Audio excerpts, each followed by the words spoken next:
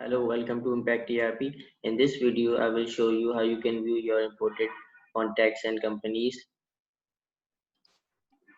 Go to main menu. Under the CRM, click on contacts.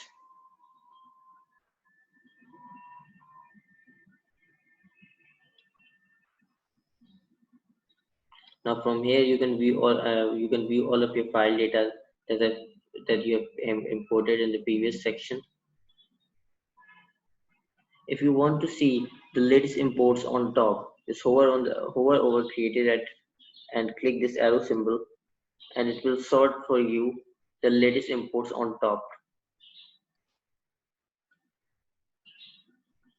As you can see, this import has been previously made on 19 February 2020.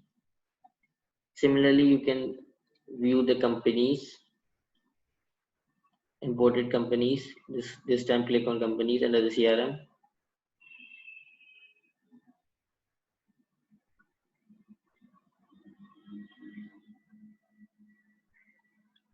As you can see, this is all of your companies imported data.